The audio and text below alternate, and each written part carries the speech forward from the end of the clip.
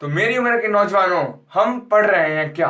Class 8 का science का chapter number 17, stars and the solar system. हमने बहुत कुछ पढ़ लिया इसमें, तो आज हम पढ़ेंगे सोलार सिस्टम। जी हाँ, वही सिस्टम, वही सोलार सिस्टम जहां आप रहते हैं, आपकी वाली रहती है या फिर आपके वाले रहते हैं। ठीक है, तो ये बहुत ही बोरिंग नहीं बोल सकते, लेकिन थोड़ा लिखने वाला काम है ना, तो मजा तो आएगा। मजा नहीं आएगा ऐसा हो नहीं सकता, मजा आएगा, लेकिन लिखना पड़ेगा। तो मैं इसलिए पहले ही बोल रहा हूं, अपना खोल के बैठ जाओ। अरे पैंट मत खोल लेना, मेरा मतलब अपना नोटबुक खोल लो और एक पेन ले लो, ना पता चला कि किसी ने कुछ और ही खोल दिया। तो अब मैं लिखूंगा, फिर हम आगे बढ़ेंगे। तो जो जो मैं लिखूंगा ना, वो आपको भी लिखना है।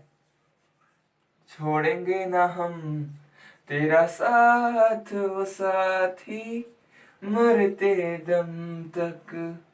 ठीक है, छोड़ेंगे ना साथ। तो उससे पहले हम पढ़ेंगे सोलार सिस्टम। तो मैं लिखूंगा और आप पॉज करके उसको लिख लीजिएगा। ठीक है, तो ये है सोलार सिस्टम का डेफिनेशन। तो इसको आपको लिखना है।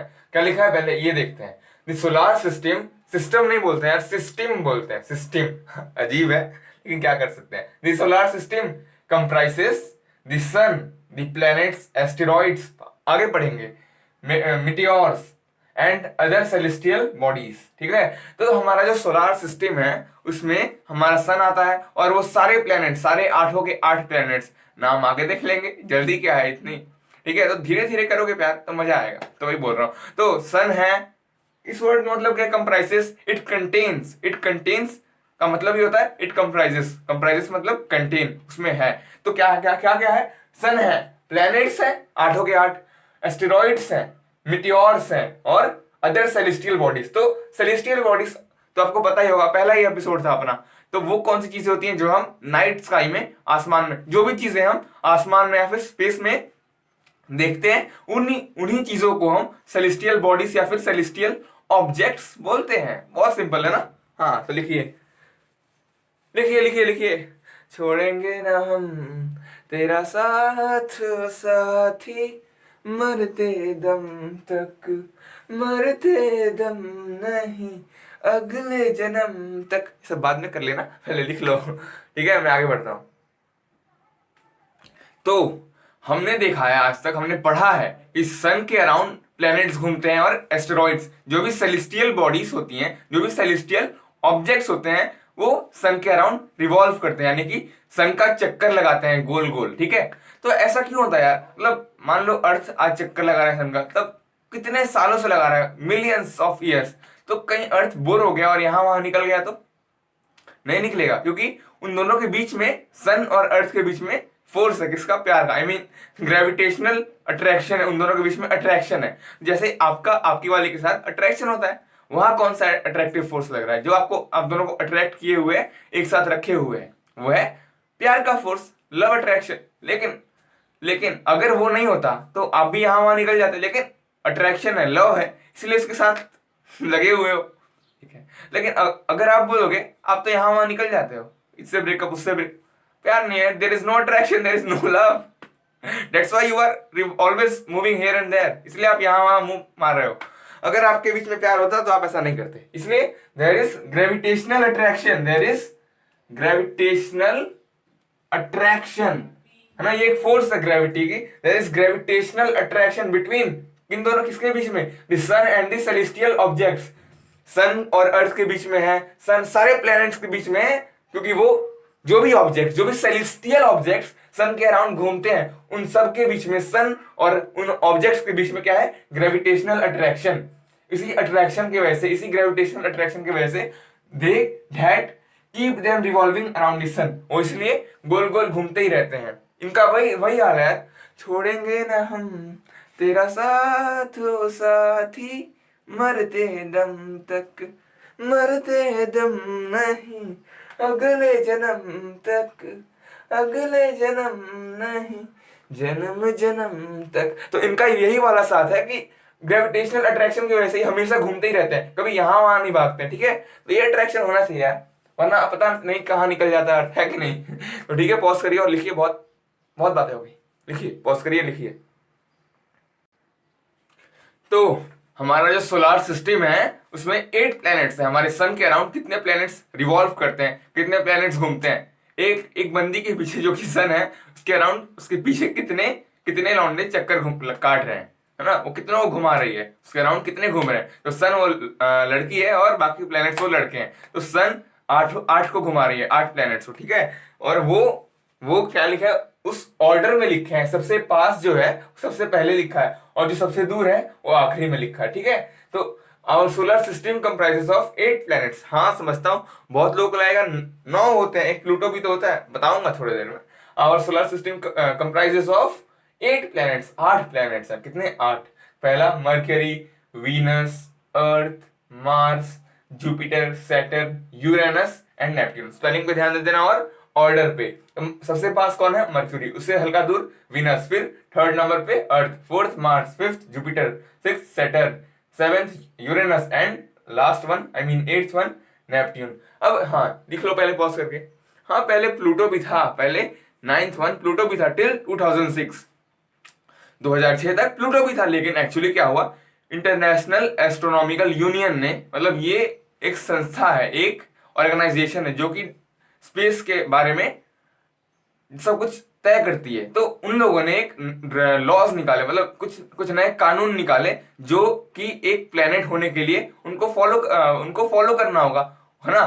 तो उसमें क्या हुआ, बाकी सब ने तो किया 8 के 8 ने, लेकिन जो 9वां प्लूटो था वो उसमें, मतलब उसको जो भी उन्होंने रखा, नियम रखे, कुछ भी शर्तें रखी, उन्होंने कुछ शर्तें रखी जो कि एक प्लेनेट होने के लिए आपको फॉलो करना होगा। लेकिन प्लूटो उन शर्तों को फॉलो नहीं कर पाया तो उसका पत्ता कट गया। अच्छा ठीक है, देखो जैसे जैसे बता रहा हूँ, एक लड़की है कृति, उसके पीछे 8 लौंडे पड़े हैं, ठीक है, 8 लड़के पड़े हैं। तो एक्चुअली स्टार्टिंग में 9 थे, है ना, स्टार्टिंग में 9 थे, लेकिन उसने कहा अगर अगर उसने शर्त रखी, वो किसी ऐसे लड़के को पसंद नहीं करती है जिसकी हाइट बहुत ज्यादा ही लंबी है, जिसकी हाइट 6 फुट से ज्यादा हो।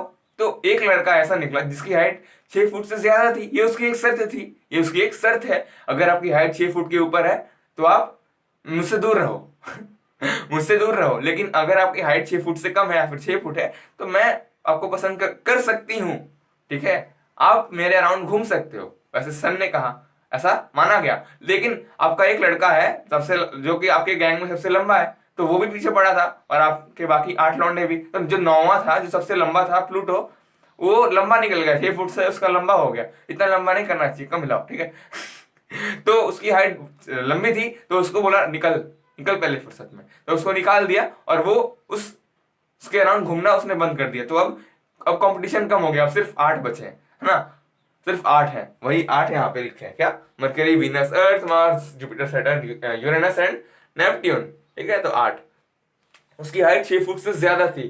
अब वो अफसोस कर रहा होगा इतनी हाइट की हो गई, है ना। बाकी सबका तो मतलब चांस है, वो सब घूम रहे हैं, वो सब सन के अराउंड घूम रहे हैं, ठीक है। तो पॉज करिए और लिख लीजिए, अब समझ में तो आ गया होगा ना। तो आगे बढ़ते हैं, और क्या क्या तुमने सोचा उस बारे में? किस बारे में? तुम्हारे प्यार के बारे में नहीं, जो हम पंखा ऑन रहा है। क्या तुमने सोचा उस बारे में? कुछ सोचा? तुम्हारे ब्रेकअप के बारे में नहीं, मेरे सवाल के बारे में, हमारे सवाल के बारे में। Why planets do not collide while revolving around the sun? Actually देखो बेटा, आई मीन मेरे यार, मैंने कुछ देर पहले ही लिखा है definition, planets revolve around the sun in a fixed path called orbits. तो हर प्लैनेट के लिए लागू होता है। तो एक्चुअली क्या होता है कि हर प्लैनेट सन से अलग अलग डिस्टेंस पे है, अलग अलग दूरी पे है। उन दोनों मतलब हर एक प्लैनेट के बीच में कुछ डिस्टेंस है और वो उसको मेंटेन करता है। क्यों? क्योंकि ऑर्बिट्स जो है हर एक प्लैनेट के, वो फिक्स्ड पाथ है, उस पाथ को बदल नहीं सकता। जज्बात बदल सकते हैं लेकिन दुनिया नहीं बदल सकते, ऑर्बिट नहीं बदल सकते। जिस रास्ते पे चल रहे हैं वो रास्ता नहीं बदल सकते, चाहे दुनिया इधर की उधर क्यों ना हो जाए। तो ऐसा क्या होता है, जब कृति फर्स्ट बेंच पे बैठी है,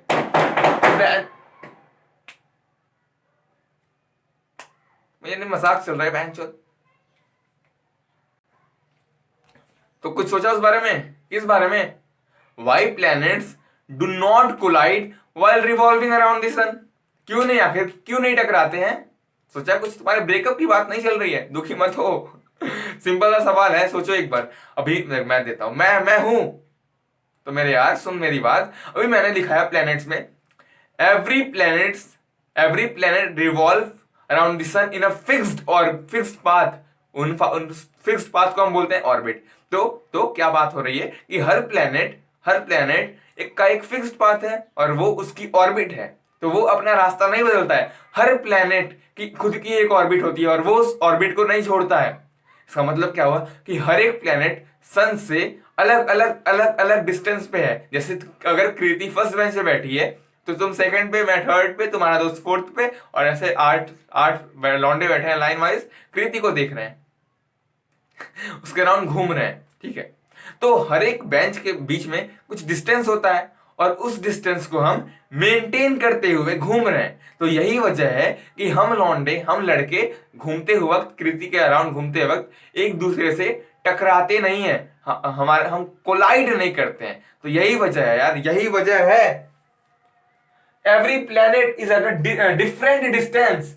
हर एक प्लैनेट एक डिफरेंट डिस्टेंस पे है। हर एक लड़का कृति से डिफरेंट डिस्टेंस पे है क्योंकि वो हर एक लड़का अलग अलग बेंच से बैठा है। तो from the sun, from the कृति, and has a fixed orbit. मैंने बताया फिक्स्ड ऑर्बिट है, यानी कि फिक्स्ड पाथ है, वो रास्ता नहीं बदल सकता है। दुनिया बदल जाए, जज्बात बदल जाए, लेकिन दुनिया नहीं, आई मीन अपना पाथ नहीं बदलेगा, अपना रास्ता नहीं बदलेगा। उसकी ऑर्बिट फिक्स्ड है and has a fixed orbit in which it revolves around the sun. Every planet is at a different distance from the sun and has a fixed orbit in which it revolves around the sun. तो इसको pause करो और लिखो बड़े प्यार से। प्यार की माँ की आज से पूजा करनी है, प्यार की माँ की। तो अच्छी बात है ऐसे अगर सोचते हो तो। ब्रेकअप के बाद ऐसा ही सोचते हैं लोग, ठीक है। तो पॉज करो और लिखो, अभी ये खत्म नहीं हुआ है, एक बात और बाकी है, इसको पॉज करो और लिखो। तो ये आगे का हिस्सा है उसी आंसर का, why planets do not collide with each other का। Each other, do you love each other? Yes, why not. तो क्या है, the sun's gravitational force holds the planets in this place. जहां पे प्लैनेट्स मौजूद हैं, जहां पर जो लड़का बैठा है जिस सीट पर, वो कृति से प्यार होने के कारण, अट्रैक्शन होने के कारण बैठा है, ठीक है। बैठा है अपनी अपनी जगह पर, वो उस जगह से हटता नहीं, क्योंकि एक प्यार का फोर्स है जो टिकाए हुए है। अच्छा जी, ठीक है। तो यहां कौन सा फोर्स है? Gravitational force. The sun's gravitational force holds the planets together. I mean, holds the planets in this place, and they do not collide with each other. अच्छा जी, ठीक है। As their orbits are non-intersecting. अगर मान लो ये दो हाथों पर, ये दो बेंच है और इस पे यहां तुम बैठे हो, यहां मैं बैठा हूं, है ना। तो अगर हम दोनों मूव करते हैं कृति के अराउंड, तो हम दोनों टकराते क्यों नहीं है? बिकॉज जो हमारा रास्ता है, because their orbits are non intersecting. अब इंटरसेक्टिंग का मतलब क्या है? कटे, रास्ते में कहीं भी मिले, हमारे रास्ते मिले। और इसका मतलब क्या है? Non intersecting. इसका मतलब नॉन इंटरसेक्टिंग, इसका मतलब नॉन इंटरसेक्टिंग, यानी कि पैरेलल नहीं बोल सकते हो, यानी कि पैरेलल नहीं बोल सकते हैं। तो हमारे रास्ते अगर एक दूसरे से मिलते नहीं है तो हम कैसे मिलेंगे? अगर मेरा और कृति का रास्ता अगर अलग अलग होता तो हम दोनों कैसे मिलते? अगर हमारे रास्ते मिले तो हम मिले, हमारे में कोलिजन हुआ, मार्केट में जो एग्जांपल दिया और वो मेरे बाहों में आ गए। ठीक है। तो अगर हमारे रास्ते नहीं मिलते तो हमारे टकराने के चांसेस ही नहीं है। तो जो प्लैनेट्स हैं उनका जो ऑर्बिट है, जो उनका फिक्स पाथ है, उन्हें हम ऑर्बिट बोलते हैं। जो उनका ऑर्बिट है वो क्या है? Non intersecting. क्या है? Non intersecting. वो मिलते ही नहीं है, उनमें कोई मेल नहीं है, वो पैरेलल है, ऐसा हम बोल सकते हैं। जो पैरेलल लाइंस कभी एक दूसरे को काटते नहीं है, उन दोनों का पहले से कटा हुआ होता है, हो सकता है। ठीक है। तो यही आंसर है, यही आंसर। इसको पॉज करिए और लिखिए। जिस रास्ते तू ना मिले उस पर ना हो मेरे कदम, तेरे बिन अब न लेंगे एक भी दम,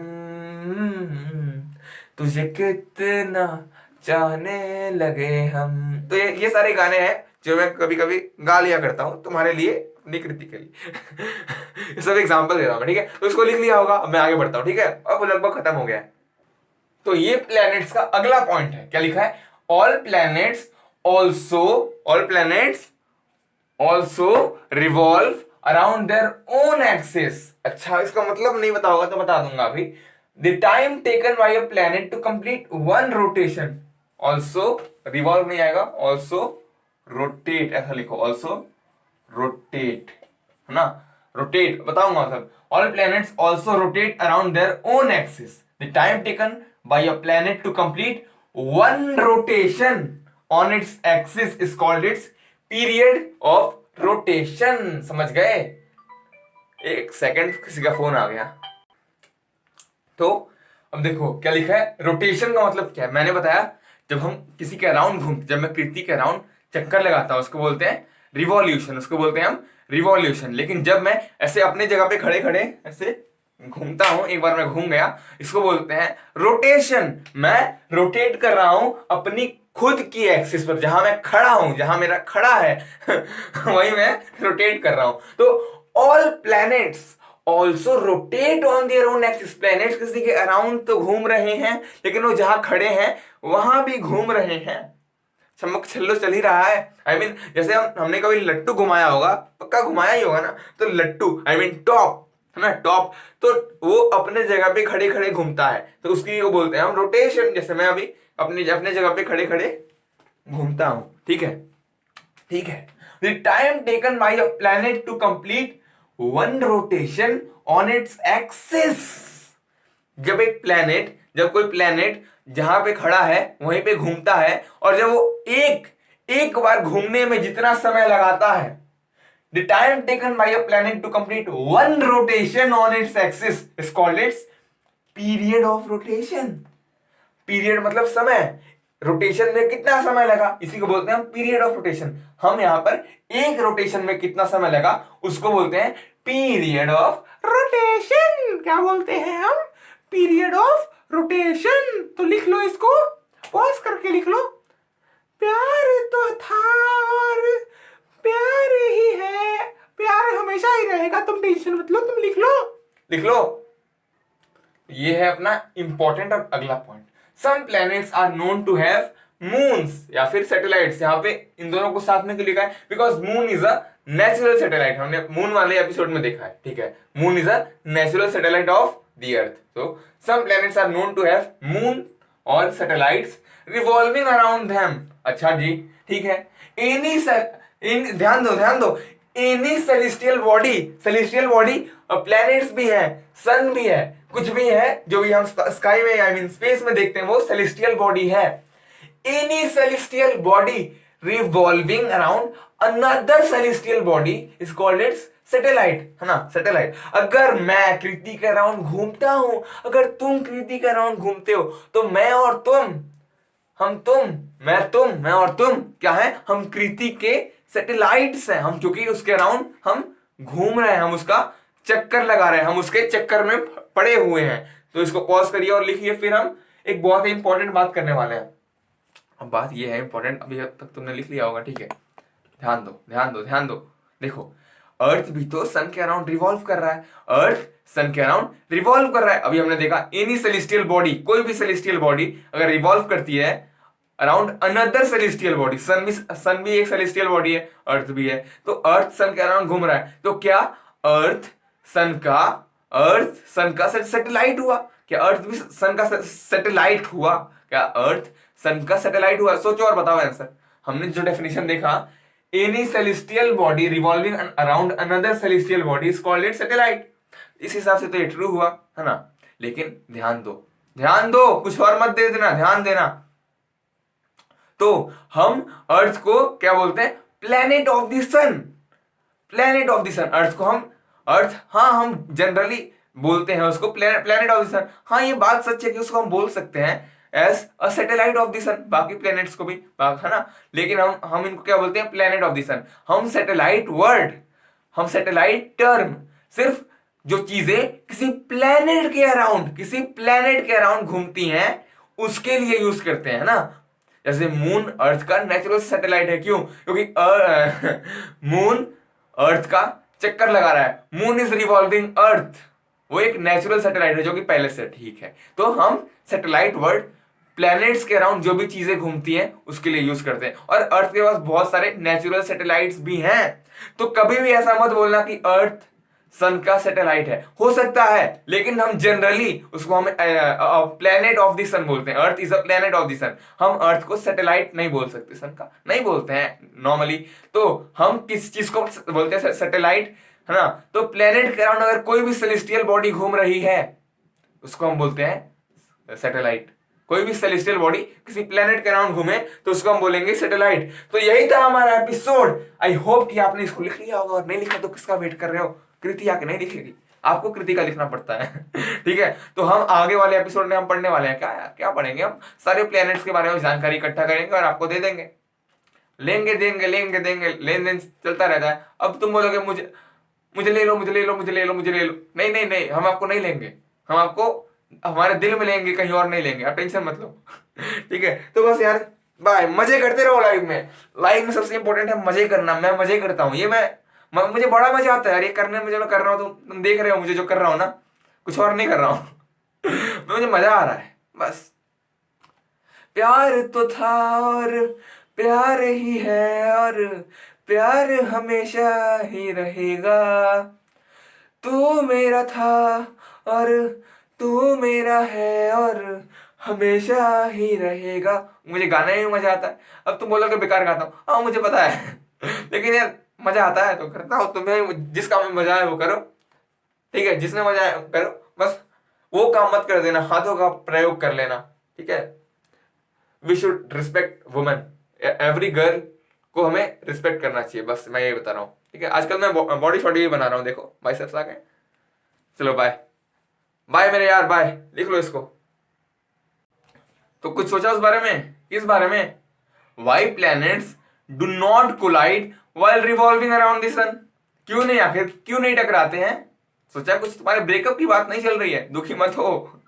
सिंपल सा सवाल है, सोचो एक बार। अभी मैं देता हूं, मैं हूं तो मेरे यार सुन मेरी बात। अभी मैंने दिखाया प्लैनेट्स में, every planet revolve around the sun in a fixed और फिक्स्ड पाथ।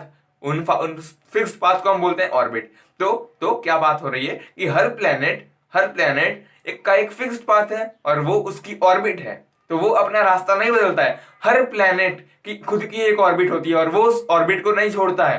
इसका मतलब क्या हुआ कि हर एक प्लैनेट सन से अलग अलग अलग अलग डिस्टेंस पे है। जैसे अगर कृति फर्स्ट बेंच पे बैठी है तो तुम सेकंड पे, मैं थर्ड पे, तुम्हारा दोस्त फोर्थ पे, और ऐसे आठ आठ लौंडे बैठे हैं लाइन वाइज, कृति को देख रहे हैं। उसके राउंड घूम रहे हैं, ठीक है। तो हर एक बेंच के बीच में कुछ डिस्टेंस होता है और उस डिस्टेंस को हम मेंटेन करते हुए घूम रहे हैं। तो यही वजह है कि हम लड़के घूमते हुए वक्त, कृति के अराउंड घूमते वक्त एक दूसरे से टकराते नहीं है, हम कोलाइड नहीं करते हैं। तो यही वजह है यार, यही वजह है। Every planet is at a different distance. हर एक प्लैनेट एक डिफरेंट डिस्टेंस पे है। हर एक लड़का कृति से डिफरेंट डिस्टेंस पे है, क्योंकि वो हर एक लड़का अलग अलग बेंच से बैठा है। तो फ्रॉम द कृति and has a fixed orbit. मैंने बताया फिक्स्ड ऑर्बिट है, यानी कि फिक्स्ड पाथ है। वो रास्ता नहीं बदल सकता है। दुनिया बदल जाए, जज्बात बदल जाए, लेकिन दुनिया नहीं, आई मीन अपना पाथ नहीं बदलेगा, अपना रास्ता नहीं बदलेगा। उसकी ऑर्बिट फिक्स्ड है and has a fixed orbit in which it revolves around the sun. Every planet is at a different distance from the sun and has a fixed orbit in which it revolves around the sun. तो इसको pause करो और लिखो बड़े प्यार से। प्यार की माँ की आज से पूजा करनी है। प्यार की माँ की। तो अच्छी बात है ऐसे अगर सोचते हो तो। ब्रेकअप के बाद ऐसा ही सोचते हैं लोग, ठीक है। तो पॉज करो और लिखो। अभी ये खत्म नहीं हुआ है, एक बात और बाकी है, इसको पॉज करो और लिखो।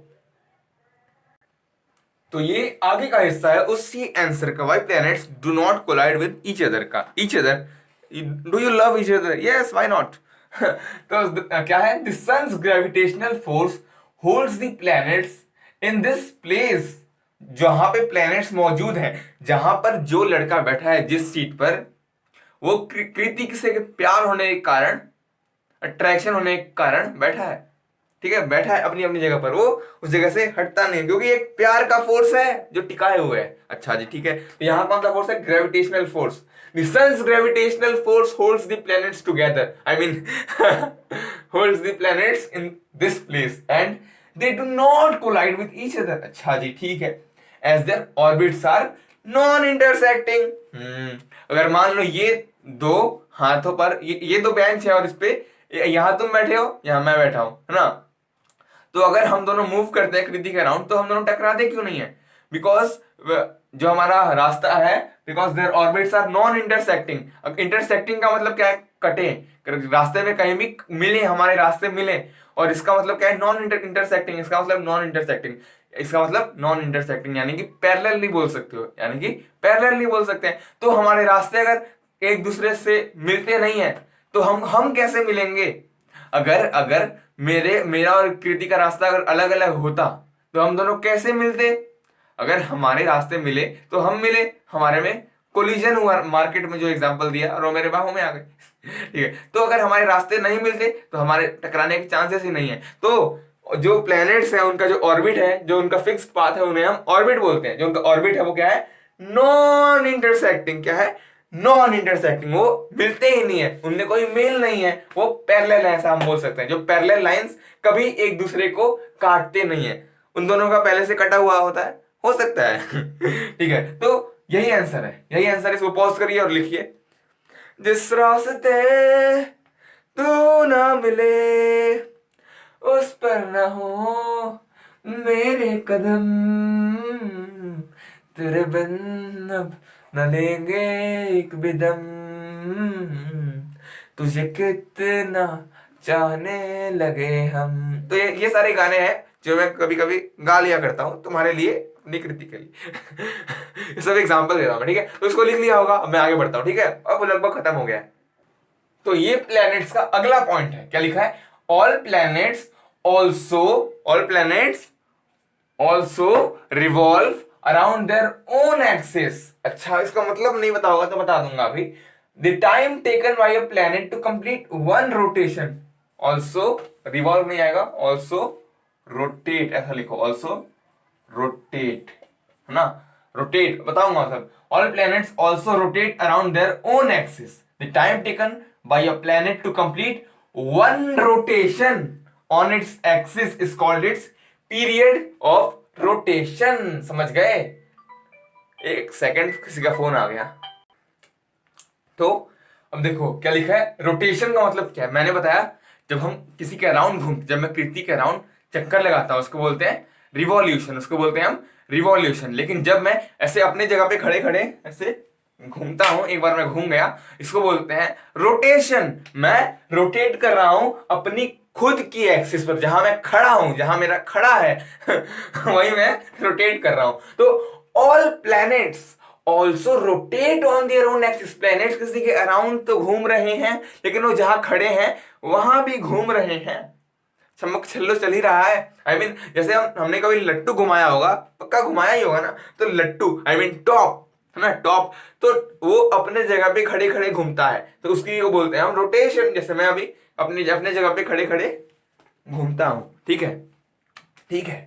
The time taken by a planet to complete one rotation on its axis.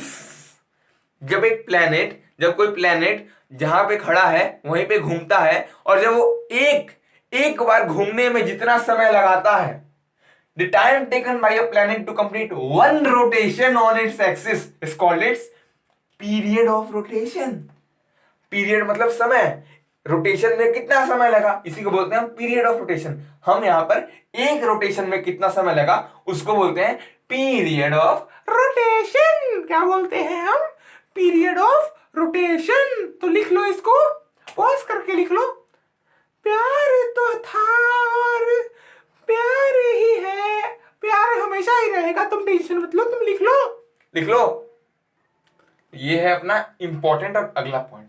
Some planets are known to have moons या फिर सैटेलाइट्स। यहाँ पे इन दोनों को साथ में क्यों लिखा है? Because moon is a natural satellite. हमने मून वाले एपिसोड में देखा है, ठीक है, moon is a natural satellite of the earth. So some planets are known to have moon or satellites revolving around them।